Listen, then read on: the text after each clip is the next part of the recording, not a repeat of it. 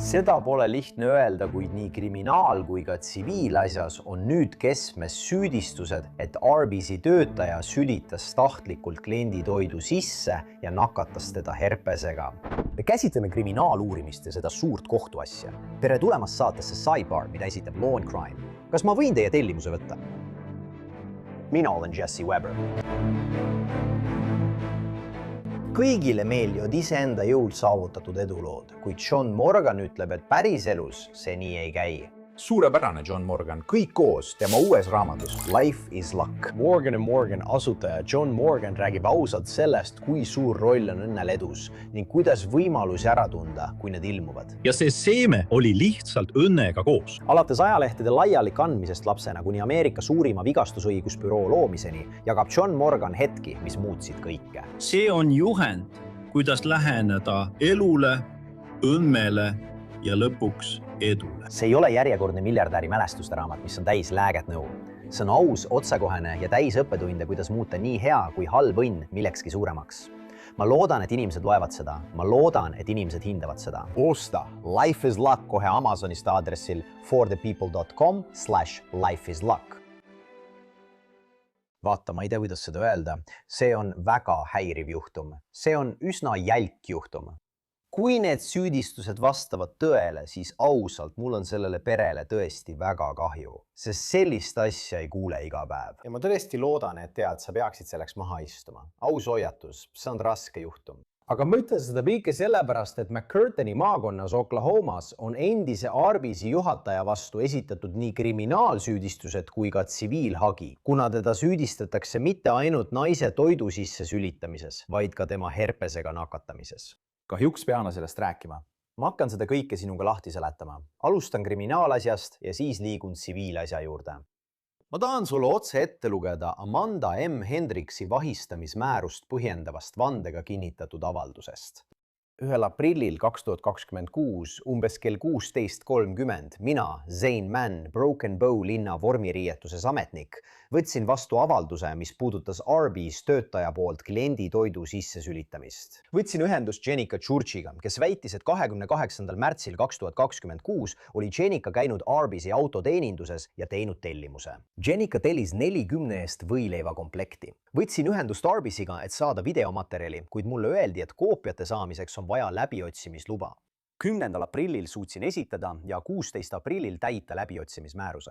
Sain koopiad videomaterjalist 28. märtsi öö kohta ajavahemikus 22.00 kuni 23.00. See toimus 16. aprillil. 52 minuti ja 57 sekundi peal eemaldab Amanda liha viilutajalt. Amandal on liha käes, ta tõstab selle kaela kõrgusele ja kummardab pea alla ning on näha, kuidas sülg lahkub tema suust ja satub võileiva peale. Amanda jätkab ülejäänud 3 võileiva valmistamist ja saadab tellimuse välja. 17. aprillil õnnestus mul Amandaga ühendust võtta ja küsida intervjuud 18. aprilliks ning ta nõustus kohtuma Broken Bow politseijaoskonnas. 18. aprillil helistas Amanda politseijaoskonda ja ütles mulle, et ta ei saa intervjuule tulla, kuna tal puudub transport. Amandaga vesteldes ütles ta, et mul on salvestis olemas ja ta ei hakka minu aega raiskama. Jah, tema tegi seda. Ja nüüd väidab Church, et selle väidetava sülitamisjuhtumi tõttu on tal herpes. Nii et Hendriksile on nüüd esitatud süüdistus raskes mürgitamises kavatsusega tekitada kehavigastusi, mis minu arusaamise järgi võib kaasa tuua kuni 5 aastat vangistust. See erineb esialgselt kahtlustatud süüdistustest. Aga minu kui juristi arvates tundub tõendusmaterjal selles kriminaalasjas üsna tugev. Nüüd, kui kaitseadvokaat ei suuda jälgimiskaamera salvestisi kohtust välja jätta, väites, et läbiotsimisluba oli vigane, see põhines valel teabel, sisades ebatäpsusi või et politseinikul puudus piisav alus arvata, et kuritegu oli toime pandud, mis oleks loa õigustanud. Kui seda ei juhtu, kui ükski neist argumentidest ei toimi ja jälgimiskaamera salvestis võetakse arvesse ning see on põhimõtteliselt selline, nagu seda kirjeldatakse, siis on see laastav. Ma ise ei ole seda salvestist näinud. Kas sa tegelikult näed sülitamise juhtumit? Ma mõtlen võib-olla selle kirjelduse põhjal, aga kui sul on ka see väidetav ülestunnistus, kui ma õigesti aru saan, siis on ka see probleemne. Nüüd, ma ei tea, kas kaitse väidab, et jah, ta sülitas toidu sisse, aga tal ei olnud seadusega kuriteo mõttes kavatsust kellelegi kahju teha. ei olnud kavatsust väidetavalt herpesega nakatada ja kui eeldada, et see sülitamise juhtum tõesti nakatas Churchi herpesega, siis on huvitav seos. Ma tahan seda tsiviilasja osas natuke rohkem uurida, aga see muutub seal huvitavaks punktiks, eks. Teadmine. Ma mõtlen, kas tal oli herpes. Ja kas ta sünitas tahtlikult toidu sisse, teades, et tal on herpes? See saab olema võtmekomponent, sest sul on seda seost vaja. Meie arusaamise järgi arreteeriti Hendriks pühapäeval ja ta viidi kohalikku vanglasse. Miks teeks 38-aastane Amanda Hendriks midagi sellist? Väidetavalt ütles Church, et tal ja Hendriksil on oma ajalugu. Täpselt ei olnud selge, mis see oli. Seda pole täielikult selgitatud, kuid väidetavalt ütles Church, et see polnud midagi tõsist. 2 News Oklahoma andmetel ütles Church, et see võttis natuke aega, ehk siis kui ta tellimuse esitas ja ta arvas, et nad olid tema peale pahased, sest restoran oli kohe sulgemas. Jällegi, 2 News Oklahoma andmetel väidab Church, et Hendriks oli kiidelnud, et sülitas Churchi toidu sisse ja et Broken Bow on väike linn ning isegi Churchi tütar kuulis sellest lõpuks. Jenica Church ütles väidetavalt, ma armastan Arby'st, aga enam mitte. Ja siin ongi probleem. Ta jagas neid võileibu tol õhtul ilmselt oma äia ja abikaasa vanaemaga. Tema ämm ütles väidetavalt, mu poeg istus minu laua taga ja sõi hommikusööki ning tahtis suudlust, aga ta ei saa seda, nii et võid kindel olla, et ma olen vihane. Ma näen, mida see teeb mu lapselastele, mu pojale, mu abikaasale. Ma ei taha oma meest suudelda. Ta sõi seda toitu. See, et tal pole haiguspuhangut olnud, ei tähenda, et tal seda pole. Nüüd on meil tsiviilhagi. See on Jenica Churchi ja tema perekonna, sealhulgas tema abikaasa ja laste poolt esitatud hagi. Ja see on esitatud Broken Bow RBZ, RB Ark Restaurants LLC ja Flynn Restaurant Group LP vastu, keda on määratletud kui üksusi, kes omavad, juhivad või haldavad seda kohalikku RBZ restorani.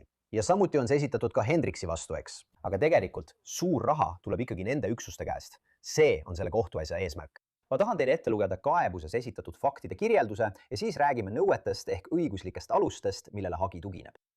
Kaebuses on kirjas, et 28. märtsil 2026 läks Jenica Broken Bows asuvasse RBZ autoteenindusse, olles just lõpetanud pika töövahetuse. Kohalikud teated viitavad, et ta töötas baaridaamina.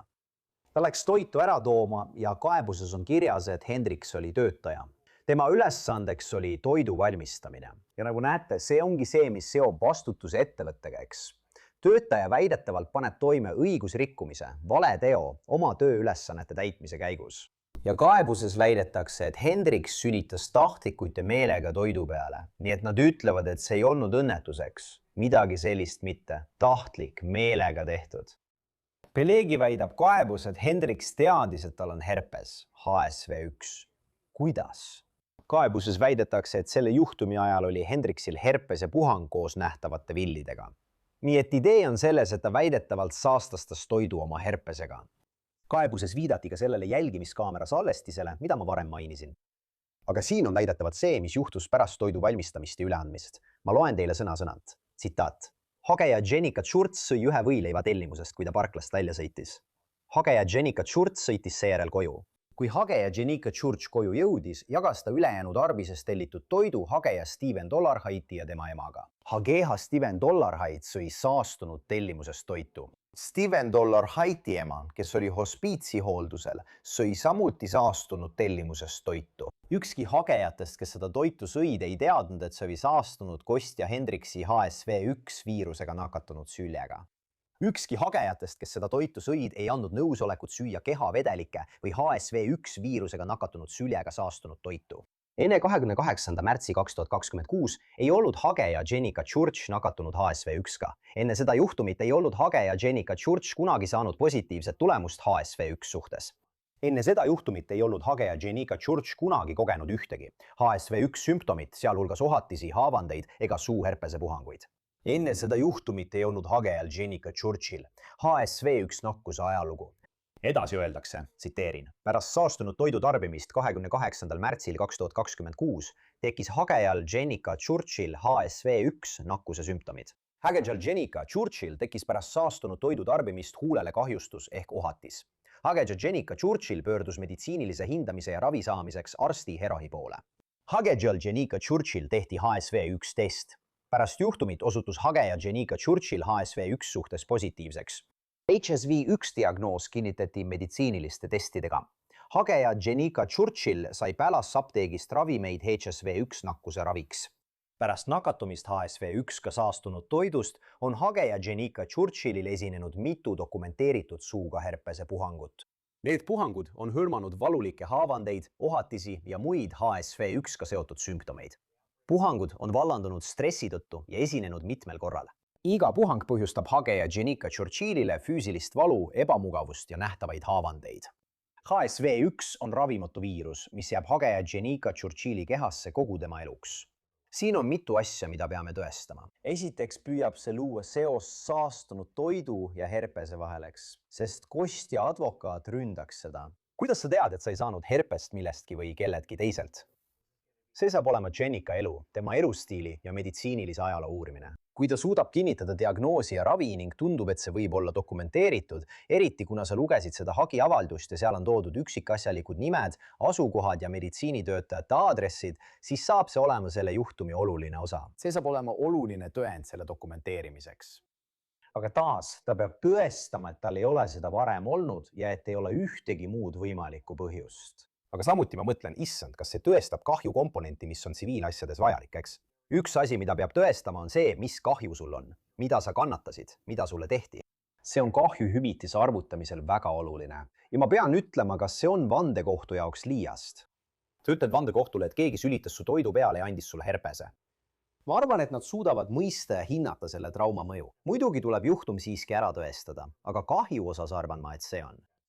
Tõenäoliselt saab seda lihtsalt hinnata. Ma ütleksin isegi, et herpese kõrvale jättes on juba ainuüksi süüdistus, et keegi sülitas su toidu sisse piisavalt vastik, et õigustada tõenäoliselt kahjutasu. Jällegi, need on vaid süüdistused, aga las ma selgitan seda. Hagiavalduses on kirjas, tsiteerin, Hage ja Jenica Church kogeb HSV1 perioodilisi puhanguid kogu oma ülejäänud elu jooksul. Pärast HSV1 nakatumist on Hage ja Jenica Church kannatanud halvava hirmu ja ärevuse all, kartes viirust oma pereliikmetele, lastele ja sõpradele edasi anda. Hage ja Jenica Church elab pidevas hirmus, et ta võib HSV1 edasi anda oma abikaasale Jason Dollarhidile. Hage ja Jenica Church elab pidevas hirmus, et ta võib HSV1 edasi anda oma alaealistele lastele, SIMD-le ja GAMD-le. Hage ja Jenica Church elab pidevas hirmus, et ta võib HSV1 edasi anda teistele pereliikmetele ja sõpradele. See hirm ja ärevus on vallutanud Hage ja Jenica Churchi elu. Hirm ja ärevus on põhjustanud selle, et Hage ja Jenica Church väldib füüsilist kontakti oma lähedastega, sealhulgas oma laste suudlemist ja kallistamist. Hirm ja ärevus on põhjustanud selle, et Hage ja Jenica Church väldib intiimset kontakti oma abikaasaga. Hirm ja ärevus on tõsiselt kahjustanud Hage ja Jenica Churchi elukvaliteeti ja võimet nautida normaalseid peresuhteid. Hirm ja ärevus on põhjustanud Hage ja Jenica Churchile tõsist emotsionaalset stressi, vaimset piina ja psühholoogilist kannatust. Hage ja Jenica Church on vajanud ja vajab ka edaspidi meditsiinilist ravi, nõustamist ja teraapiat, et tegeleda HSV1 nakkuse füüsiliste ja psühholoogiliste tabajärgedega. Ja kaebuses on samuti välja toodud väidetav kahju, mida on kannatanud Steven. Aga sealt edasi väidab see dokument, see kaebus, et Patricia võttis ühendust ettevõtetega ehk siis kostjatega ja et üks esindaja väitis, et nad vaatavad üle valvekaamerate salvestised.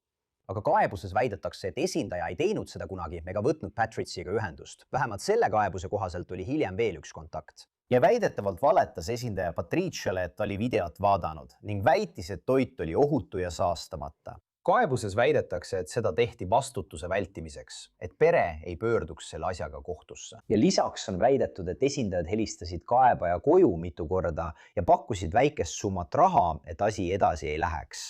Nimelt tasuta võileibu ja $5. Väidetavalt oli see hoolimatu ja tahtlik käitumine, mis on ahistamise vorm. Üks asi, mida ma ütlen on, kuidas tõestada selle vestluse sisu. See vestlus ei pruugi olla salvestatud, välja arvatud juhul, kui see toimus salvestataval liinil.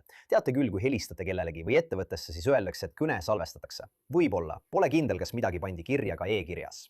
Aga kui see oli ainult telefonikõne ja salvestist pole, siis on tõenäoliselt selle vestluse kohta erinevad versioonid, eks. Aga jälle, tuleb tagasi minna kahju juurde, tuleb vaadata, milles kahju seisneb. Süüdistus seisneb selles, et nad kannatasid tugeva emotsionaalse stressi, ärevuse, vaimse piina, psühholoogilise kahju ja kooselu kaotuse all. See huvitav punkt, mis siin risati, et sa kaotad osa suhte eelistest, kuna kahju tekkis. Ma räägin sellest natuke lähemalt. Aga vaata, kuidas sa ettevõtted vastutusele võtad. Argument on selles, et need üksused ei kontrollinud toitu. Nad ei teinud korralikke taustakontrolle. Nad ei andnud piisavat väljaõpet. Nad ei distsiplineerinud ega vallandanud Hendriksit. Et nad ei kehtestanud poliitikaid ega protseduure, et midagi sellist ei juhtuks. Saastumine, väidetav saastumine. Ja et just need puudused põhjustasid juhtunu. jah, juriidilisest vaatenurgast, kui töötaja saastab kliendi toitu tahtlikult, seab see ettevõtte kindlasti raskesse olukorda. Vastuväide oleks, vaadake, meil ei ole kristallkuuli, me tegime kõik õigesti, me järgisime kõiki protseduure. Meil ei olnud mingit põhjust arvata, et ta võiks kunagi midagi sellist teha. Jällegi, eeldades, et süüdistused vastavad tõele. Ja ma kujutan ette, et võib väita, et ta ei ole kunagi varem kellelegi midagi sellist teinud. Seda ei saa tõestada. Kuigi kaebuses on osa, kus öeldakse, tsiteerin, teabe ja uskumuse kohaselt on Kostja Hendriks olnud hooletu või tahtlikult reostanud toitu ka teistele Arby's restorani külalistele. Teabe ja uskumuse kohaselt on Kostja Hendriks tegelenud toidu reostamise mustri või tavaga, mida on serveeritud klientidele. Teabe ja uskumuse kohaselt teadsid ja oleksid pidanud juriidilised isikutest kostjad teadma Kostja Hendriksi kalduvusest toitu reostada ning jätsid asjakohased meetmed selle käitumise vältimiseks võtmata. Ja on ka see osa, tsiteerin, kriminaalsüüdistuste esitamine Kostja Hendriksi vastu kinnitab tema käitumise tahtlikku ja kriminaalset iseloomu. Nii et vaata, kriminaalasja tulemus ei pruugi tsiviilasjale tingimata otsest mõju avaldada. Mõnikord võib juhtuda, et kriminaalasjas mõistetakse inimene õigeks, aga tsiviilasjas leitakse siiski vastutus või ka vastupidi. Ma ütlen seda sellepärast, et tõendamise standard on erinev, eks. Tsiviilasjas on tõendamise standard madalam. See ei ole väljaspool mõistlikku kahtlust. Tavaliselt on see tõendite ülekaal. Tõenäolisemalt juhtus midagi kui mitte. Aga siiski võib süüdimõistev või õigeksmõistev otsus kriminaalprotsessis mõjutada kaitseadvokaadi strateegiat tsiviilasjas. Kuid sellel on ka teine aspekt, millest ma tahan rääkida. Mida nad siis nõuavad? Vaatame süüdistusi, vaatame hagi aluseid. Esimene punkt, kallaletung. See on siis Jenica Church ja Steven Dollarhide Amanda Hendriksi vastu. Siin on väide, et Hendriks põhjustas nendele inimestele kahjuliku või solvava kontakti, sülitades tahtlikult nende toidu sisse. See on süüdistus. Sa teadsid herpesest. Nemad sellest ei teadnud, neil ei olnud nõusolekut. Nad kannatasid vigastuste, emotsionaalse stressi, hirmu ja herpese ägenemiste all. Ja siin on põhjuslikkuse element, mis on isikukahju juhtumites oluline. Et väidetava kahjuliku või solvava kokkupuute tagajärjel on Jenica ja Steven saanud vigastada või kannatada. Teine punkt, tahtlik emotsionaalse stressi tekitamine. Jällegi, see on Jenica Church ja Steven Dollarhide Amanda Hendriksi vastu. Siin on väide, et see, mida Hendriks väidetavalt tegi, oli äärmuslik ja šokeeriv, ületades igasugused sündsuse piirid. Ja muide, sellest piisab juba. Kui see väide on tõsi, kellelegi toidu sisse sülitamine, talle herpese andmine. Ma arvan, et see kvalifitseerub selle alla. Ja pea meeles, et hagiavalduses ei pea sa kõike tõestama. Sa pead lihtsalt väitma, et sinu väited toetavad neid punkte. Ma väidaksin, et väide, et keegi sülitab sinu toidu sisse, kui tal on herpes ja sina saad selle tõttu herpese, võib kvalifitseeruda äärmusliku ja šokeeriva käitumisena ning tahtliku emotsionaalse stressi tekitamisena. Äärmusliku emotsionaalse stressi osa on hirm, ärevus sellepärast, et võid seda teistele edasi anda. Vaimne piin, šokk, alandus, psühholoogiline kannatus. Ma ütlen seda veel kord, kui ma näen seda punkti kohtuasjas esitatuna, olen ma mõnikord skeptiline. Nagu, isegi kui sa võtad kõik tõena, mida hageja väidab ja mis temaga juhtus, võib olla raske tõestada, kas see oli tõesti tahtlik. Kas see on tõesti emotsionaalne stress? Siin tulen ma tagasi selle varasema punkti juurde. Kui kõik see on tõsi, siis teadmine, et keegi sülitas su toidu sisse ja andis sulle herpese, kui sa seda üldse ei oodanud, muutis su elu täielikult. Jällegi, ma tean, et see on väide, aga ma näen, et selline nõue on täiesti mõistlik ja kindlasti lubatakse selle edasi liikuda. Kolmas punkt, hooletus. Nii et see on jälle Jenica Church ja Steven Dollarhide Amanda Hendriksi vastu. Hooletus, 4 elementi. Kohustus, rikkumine, põhjuslik seos, kahju. Argument siin on, et Hendriks töötajana oli neile hoolsuskohustus. Kohustus rakendada mõistlikku hoolsust toidu valmistamisel, mida ta väidetavalt rikkus. Ta ei täitnud seda kohustust. See, mida ta väidetavalt tegi, põhjustas neile kahju. Ja me arutasime, mis see kahju on või milleks seda kahju väidetakse olevat. 4. punkt, automaatne hooletus. Nii et jälle, Jenica Church, Steven Dollarhide Hendriksi vastu. Veidi erinev, see on peaaegu automaatne hooletus. Väide oleks, et väidetav kriminaalne rikkumine, see süüdistus, et ta rikkus kriminaalseadust, tähendab, et Hendriks käitus automaatselt hooletult. Sind loetakse automaatselt selle kohustuse rikkunuks. See on seaduse mõttes hooletus. 5. punkt, toote vastutus, range vastutus. Jenica Church kõigi äriühingute vastu. Nii et siin on väide selles, et ettevõte müüs toidutooteid, võileibu ja need tooted olid defektsed, sest need olid saastunud tooted, mis olid ettevõtte kontrolli all. see on huvitav väide ja see tähendab, et range vastutus tähendab, et sa oled automaatselt vastutav, kui tootega on probleem. Me mõtleme sellele alati siis, kui on defektne toode, näiteks tootmisliinilt, mis tuleb tehasest. Ja, need on juhtumid, kus midagi saastub, olgu see siis tahtlikult või hooletuse tõttu, kuidas iganes. Ma mõtlen, et ettevõte võib olla vastutav, aga siin on sul tegelikult tegemist sama asjaga, eks? Sa tegeled väidetava saastumisega, mis on justkui tootmisliinil. See on toidu valmistamise protsess ja väide on, et see tehti tahtlikult. See ongi väide. 6. punkt. Hooletusest põhjustatud emotsionaalne stress. See on Steven Dollarhide kõigi kostjate vastu, sarnaselt sellele, mida me varem arutasime. Et siin on väide, et kostjatel oli hoolduskohustus pakkuda kliendile nagu Steven Dollarhide tohutut toitu, mida süüa. Nad rikkusid seda kohustust ja põhjustasid emotsionaalset stressi. 7. punkt. Hooletusest põhjustatud emotsionaalne stress. See on Patricia Dollarhide kõigi kostjate vastu. Sama asi. 8. punkt. Respondiat superior, asenduskohustus. See on kõik hagejad kõigi ettevõtete kostjate vastu. Nüüd tahan selle teema juurde tulla. Mainisin seda varem. See on väga oluline osa suurtes kohtuasjades. Töötaja tegevust saab omistada tööandjale. Siin väidetakse, et Arby's, ettevõte, palkas Hendriksi, kes väidetavalt pani toime rünnaku, emotsionaalse kannatuse tahtliku tekitamise, hooletuse oma tööülesannete täitmise käigus ja ulatuses. See on võtmetähtsusega. See ei ole nii, et inimene töötab ettevõttes ja pärast tööd läheb baari ning lööb kedagi. Selle eest ei saa ettevõtet vastutavaks pidada. Nad ei täitnud oma tööülesandeid. Nad ei püüdnud täita oma funktsiooni. See toimus väljaspool töökohta. See ei ole see, mis siin juhtus. Need süüdistused on hoopis teistsugused. Nimelt väidetakse, et ta saastastas toitu töötades selles asukohas, selles ettevõttes, tööajal. Seega võivad need üksused potentsiaalselt vastutada oma töötaja, oma esindaja Hendriksi väidetavate tegude eest. 9. punkt. Hooletu töölevõtmine, hoidmine, järelevalve ja koolitus. Kõik hagejad kõigi äriühingutest kostjate vastu. Sellest räägiti natuke ka varem. Üksustel lasub kohustus korrektselt tööle võtta, hoida, juhendada ja koolitada oma töötajaid toidu valmistamise ja hügieeni osas, et vältida toidu saastumist. Väide on, et nad ei kontrollinud Hendriksit korralikult, ei andnud talle piisavat ohutuskoolitust, ei rakendanud korralikult reegleid saastumise vältimiseks, ei juhendanud teda ega jälginud tema tegevust. 10. punkt. Hooletus. Kõik hagejad kõigi ettevõtte kostjate vastu. Sellest me juba natuke rääkisime varem. 11. punkt. Kooselu kaotus. Olgu, Jason Dollarhi kõigi kostjate vastu. Väide on, et Jason ja Jenica on abielus. Kuid kuna Jenitse väidetavalt nakatus herpesesse, on ta kannatanud emotsionaalselt ja psühholoogiliselt ning see on nende suhet negatiivselt mõjutanud. Ta on kaotanud seltskonna, kaaslase, kiindumuse, lohutuse, abi oma naiselt, füüsilise läheduse.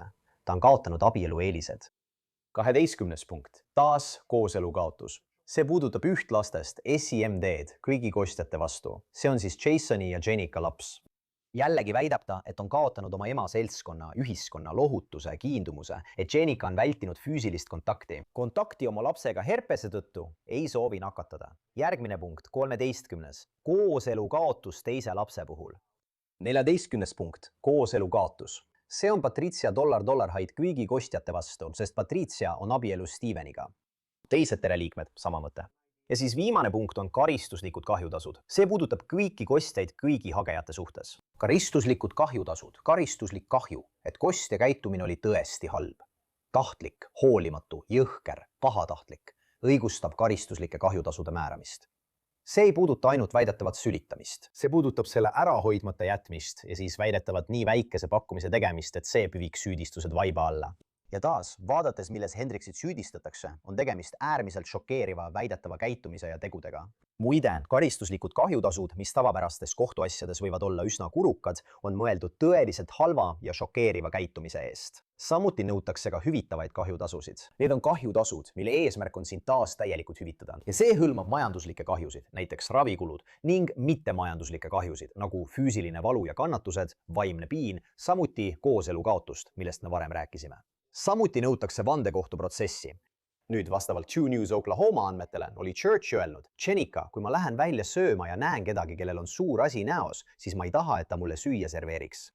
See viitab sellele, kuidas meie elu on nüüd teistsugune. Pereadvokaat Will Blocker ütles järgmist. Nad lasid sellel täiesti käest minna. Ja minu kliendil on nüüd nakkushaigus. See peab olema kultuur, mis ulatub kaugemale kui ainult Arby's Broken Bows Oklahomas. Võib-olla on see Flynn Restaurant Group ja kõik 300 poodi, mis neile kuuluvad. Ma ei tea, aga me saame teada. Kui ma seda kuulen, siis ma mõtlen, kas see on ühishagi. kas tuleb veel hagejaid, kes on samas olukorras ja kogevad sama asja? Ma ei tea, võib-olla mitte. Aga ilmselt see väljaanne võttis Arby'siga ühendust, et kommentaari saada. Selle salvestamise hetkeks ei olnud nad veel vastust saanud. Tõesti, tõeliselt kahetsusväärne juhtum leebelt öeldes. See on kõik, mis meil praegu Sidebaaris on. Suur tänu, et meiega liitusite. Ja nagu alati, palun tellige neid YouTube'is, Apple Podcastides, Spotify's või kus iganes tema podcast'e kuulete.